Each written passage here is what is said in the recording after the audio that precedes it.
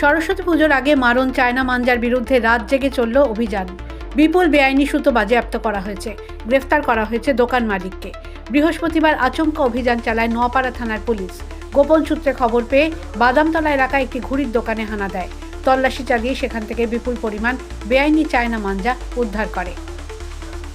পুলিশের তরফে জানানো হয়েছে, মানুষের নিরাপত্তার স্বার্থে এ ধরনের অভিযান আগামী দিনেও চলবে।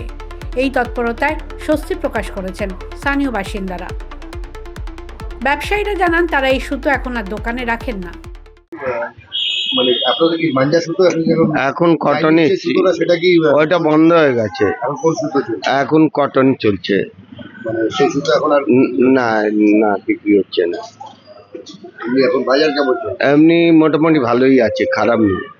প্রশাসন থেকে এসেছিল? হ্যাঁ, প্রশাসন এসেছে, তারা লক্ষ্য রেখেছে, তারা ধরবে, যে যাদেরকে ধরবে ভালো টাকা নিয়েছে।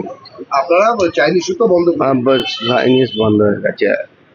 কটন সুতো বিক্রি হচ্ছে, এখানে কোনো চায়না লাইলন সুতো বিক্রি হচ্ছে না।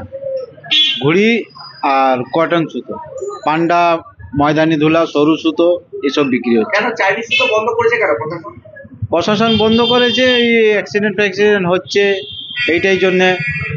আমরা তো আগে থেকেও বিক্রি করতাম না, এখনো বিক্রি করি না, আর বিক্রিও হচ্ছে না, করছি না। এ ব্যাপারে মানুষকে সতর্ক করেন ব্যারাকপুর পুলিশ কমিশনারেটের ট্রাফিক বিভাগ। ঘুড়ি ওড়ানোর জন্য চীনা মাঞ্জা সুতো ব্যবহার করবেন না। এটি ক্ষতিকর এবং প্রাণঘাতী। দ্রুতগামী বাইক আরোহীদের গোড়ার কাছে আটকে গিয়ে তাকে আহত করে। পরিত্যক্ত সুতো পাখি, পশু তাদেরকেও আহত করে। চীনা মাঞ্জা সুতো ব্যবহার আইনত দণ্ডনীয়। ঘুড়ি ওড়ানোর জন্য সাধারণ সুতির সুতো ব্যবহার করুন। চীনা মাঞ্জা সুতো কখনোই নয়। আপনার আনন্দ যেন অন্যের নিরানন্দের কোনো কারণ না হয়ে থাকে। ধন্যবাদ। ব্যারাকপুর শিল্পাঞ্চলে সরস্বতী পুজোকে ঘিরে ঘুড়ি ওড়ানোর চল বহুকালের। এই মুহূর্তে চাইনিজ মাঞ্জা সুতোয় বাজার ছেয়ে গিয়েছে। সেই দিকে নজর রেখে এবার পদক্ষেপ করল ব্যারাকপুর পুলিশ কমিশনারেটের পুলিশ। প্রতীতি ঘোষের রিপোর্ট, দ্য ওয়াল।